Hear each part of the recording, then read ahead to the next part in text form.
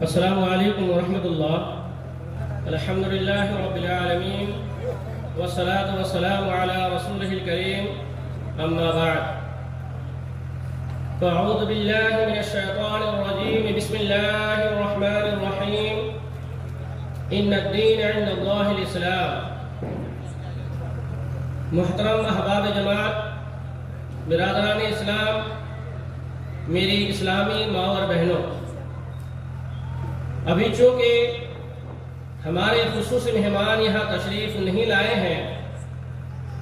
تو مناسب معلوم ہوتا ہے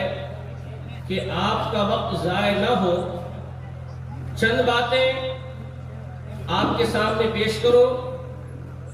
جو ہم سب کے لیے مفید ہو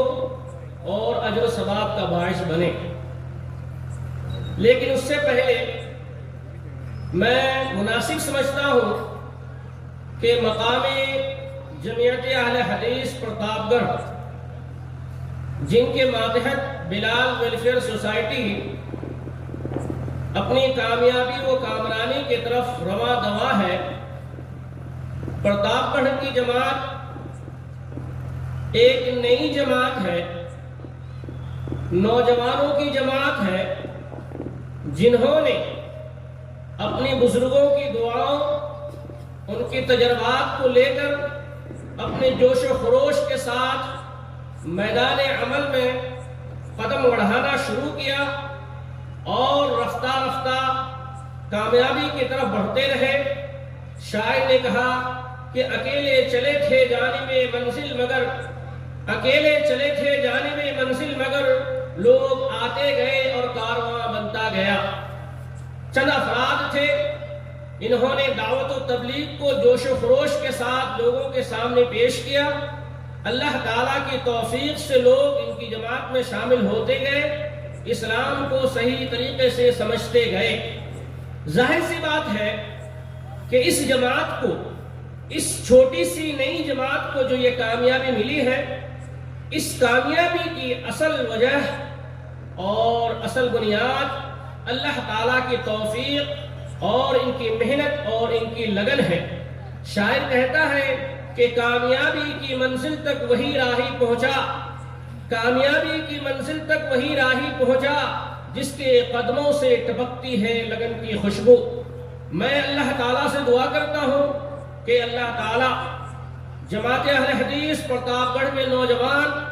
اور یہاں کے جتنے بھی افراد ہیں، اللہ تعالیٰ ان کو تو ثبات قدمی عطا فرما، انہیں تو استقامت عطا فرما، اور پورے جوش و خروش کے ساتھ دین کی دعوت و تبلیغ میں قدم بڑھانے کی توفیق عطا فرما۔ اور ساتھ ہی ساتھ جو پرانی جماعتیں ہیں،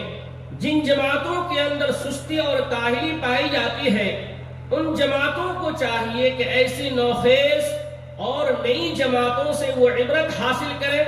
ان سے نصیحت حاصل کریں، ان نئی جماعتوں کے تجربات کو اپنا کر اپنی جماعتوں کے اندر دعوت و تبلیغ کے کام کو آگے بڑھانے کی کوشش کریں۔ میں جماعت اہل حدیث پرتاپ گڑھ کے سارے افراد کو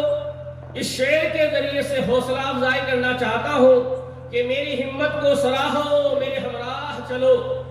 میری ہمت کو سراہو، میرے ہمراہ چلو، میں نے ایک شمع جلائی ہے ہواؤں کے خلاف۔ میرے محترم بزرگوں اور دوستو، اسلام جو کہ اللہ تعالیٰ کا پسندیدہ دین ہے، جو دین ساری انسانیت کے لیے رحمت ہے، اور اللہ تعالیٰ کے فضل و کرم سے ہم اس دین کو ماننے والے ہیں، لیکن افسوس کا مقام یہ ہے کہ ایک مسلمان کو صحیح معنی میں اسلام کی کوئی جانکاری نہیں ہے، یا یہ کہیے کہ ایک مسلمان کے اندر جو بنیادی جانکاریاں ہونی چاہیے وہ بنیادی جانکاریاں نہیں ہیں۔ نبی کریم صلی اللہ تعالیٰ علیہ وسلم نے فرمایا، ما من مولود یولد علی الفطرہ فابواہ یحودانہ او ینصرانہ او یمجسانہ، کہ ہر پیدا ہونے والا بچہ فطرت پہ پیدا ہوتا ہے، دین اسلام پہ پیدا ہوتا ہے، لیکن اگر اس بچے کی پیدائش کسی یہودی گھرانے میں ہوئی ہے تو بچے کی پرورش یہودی رسم و رواج کے مطابق ہوتی ہے۔ یہودی ماں باپ دین اسلام پہ پیدا ہونے والے بچے کو، فطرت پر پیدا ہونے والے بچے کو یہودی بنا دیتے ہیں۔ یہی حال نصرانیوں کا ہے کہ اگر کسی بچے کی پیدائش کسی نصرانی گھرانے میں ہو تو ان کے ماں باپ اپنی نصرانی تہذیب و تمدن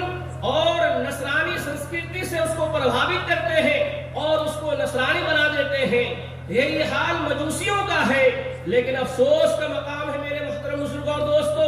ایک مسلمان بچہ ایک مسلمان گھرانے میں پیدا ہوتا ہے، لیکن ہم مسلمان اپنے بچے کو صحیح معنی میں مسلمان نہیں بنا پاتے ہیں۔ اس کی اصل وجہ کیا ہے؟ اس کی اصل وجہ یہ ہے کہ ہم مسلمان تو ہیں، ہمارا نام عبداللہ عبد الرحمن تو ہے، ہمارا نام جمیلہ اور شکیلہ تو ہے، لیکن ہم نے اسلام کو نہیں سمجھا۔ اس لیے میرے محترم بزرگوں اور دوستو، آج ضرورت ہے کہ ہم اسلام کو سمجھیں، اس دین کو سمجھیں، اس مذہب کو سمجھیں جس مذہب کے بارے میں اللہ تعالیٰ نے کہا کہ ان الدین عند اللہ الاسلام، کہ بے شک اللہ تعالیٰ کے نزدیک پسندیدہ دین اگر کوئی ہے تو وہ دین اسلام ہے۔ اور دین اسلام وہ مذہب ہے کہ اگر اس دین اسلام کو چھوڑ کر کوئی شخص کسی اور مذہب کو اختیار کرتا ہے، اس کے اصول و ضوابط کے مطابق زندگی گزارتا ہے، تو اللہ تعالیٰ نے فرما دیا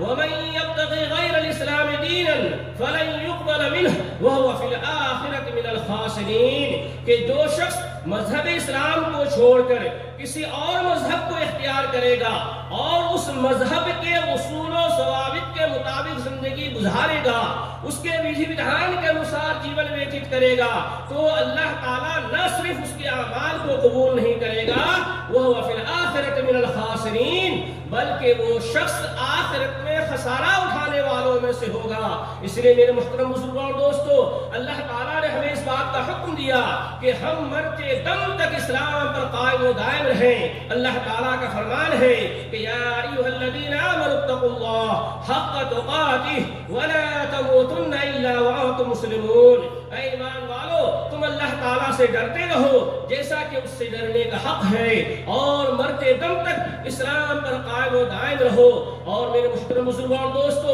انبیاء علیہ السلام نے اپنی اولاد کو اسلام پر مر مٹنے کی وصیت کی۔ یوسف علیہ السلام نے اللہ تعالیٰ سے خصوصی طور پہ دعا کی کہ رب قد آتیتنی من الملک وعلمتنی من تعبیر الاحادیث فاطر السماوات والارض انت ولی فی الدنیا والآخرہ توفنی مسلما والحقنی بالصالحین۔ یوسف علیہ السلام نے کہا کہ میرے پروردگار، میرے سوتیلے بھائیوں نے حسد میں آ کر مجھے مرنے کے لیے جنگل کے کنویں میں پھینک دیا تھا، ایک قافلے والوں نے جنگل سے جب مجھے نکالا، چند سکوں کے عوض میں مجھے مصر کے بازار میں بیچ دیا گیا، جوانی کی عمر میں پہنچا، مجھ پر غلط الزام لگا کر قید خانے میں ڈال دیا گیا، لیکن تو نے اپنے فضل و کرم سے مجھے مصر کے خزانے کا مالک بنایا ہے۔ رب قد آتیتنی من الملک، اے بار الہ میں اس بات کا اعتراف کرتا ہوں کہ تو نے مجھے بادشاہت عطا کی ہے، اور میں اس بات کا بھی اعتراف کرتا ہوں کہ تو نے مجھے تعبیر رؤیا کا علم عطا کیا ہے۔ فاطر السماوات والارض، اے باپ پروردگار تو ہی آسمان و زمین کا پیدا کرنے والا ہے، تو ہی آسمان و زمین کا پروردگار ہے۔ مجھے اس بات کا اعتراف تو ہے کہ تو نے مجھے ملک عطا کیا، مجھے اس بات کا اعتراف تو ہے کہ تو نے مجھے تعبیر رؤیا کا علم عطا کیا، لیکن پاک پروردگار میں تجھ سے اور بھی کچھ چیز طلب کرتا ہوں کہ توفنی مسلم والحقنی بالصالحین۔ میں خوش ہوں کہ تجھ نے مجھے بادشاہت عطا کی، میں خوش ہوں کہ تو نے مجھے تعبیر رؤیا کا علم دیا، لیکن پھر بھی تجھ سے درخواست کرتا ہوں کہ جب میری موت ہو تو اسلام کی حالت میں موت ہو۔ اور یہی نہیں میرے محترم بزرگوں اور دوستو، ہم مسلمان بھلے اسلام کو نہ سمجھیں، کل قیامت کے دن کفار مسلمان ہونے کی تمنا کریں گے کہ رب ما یود الذین کفروا لو کانوا مسلمین۔ کفار کل قیامت کے دن تمنا کریں گے کہ کاش ہم بھی اگر مسلمان ہوتے تو اللہ تعالیٰ کے فضل و کرم کے مستحق ہوتے، اللہ تعالیٰ کے رحمتوں کے مستحق ہوتے۔ سامعین زیادہ دیر نہیں لوں گا، 3 سے 5 منٹ کے اندر باتیں ختم کروں، کیونکہ ہمارے مہمان خصوصی آ چکے ہیں. بس 2 دلیلیں اور میں پیش کروں کہ کفار 2-3 دلیلیں کہ کفار بھی تمنا کریں گے کاش کہ اسلام ہمیں نصیب ہوتی. تو میرے محترم بزرگوں اور دوستو، آج ہم مسلمانوں کو صحیح معنی میں سمجھنے کی ضرورت ہے کہ اسلام ہے کیا. اسلام در حقیقت 5 بنیادی چیزوں کا نام ہے. اقرار شہادتین کہ اشہد اللہ الہ الا اللہ و اشہد ان محمد عبدہ و رسولہ، نماز قائم کرنا، زکوٰۃ ادا کرنا اور اسی طرح سے رمضان المبارک کا روزہ رکھنا. یہ کیا ہے؟ اسلام کے 5 بنیادی شرائط ہیں. ان کو عملی جامہ پہنانا قرآن و حدیث کی روشنی میں یہ کیا ہے ہمارے لیے سمجھنا ضروری ہے. تبھی جا کر ہم مسلمان ہوں گے. اور آپ کو میں بتلاؤں کہ اسلام ایک ایسا دین ہے کہ ہم مسلمانوں کو صحیح معنی میں اسلام پر فخر ہونی چاہیے اور فخر سے کہنے چاہیے کہ ہم مسلمان ہیں. وَمَنْ أَحْسَنُ قَوْلًا مِّمَّنْ دَعَا إِلَى اللَّهِ وَعَمِلَ صَالِحًا وَقَالَ إِنَّنِي مِنَ الْمُسْلِمِينَ. کہ اس شخص سے بڑھ کر بات کس کی ہو سکتی ہے جو یہ کہے، جو لوگوں کو اللہ تعالیٰ کی دین کی دعوت دے اور لوگوں کو اللہ تعالیٰ کی توحید کی طرف بلائے اور وہ کہے کہ میں مسلمانوں میں سے ہوں. تو میرے محترم بزرگوں اور دوستو، آج ضرورت اس بات کی ہے کہ ہم اسلام کو سمجھیں، اسلامی احکامات کو اپنی زندگی کا لاہ عمل بنائیں. یہی دنیا و آخرت کی کامیابی کی ضمانت ہے.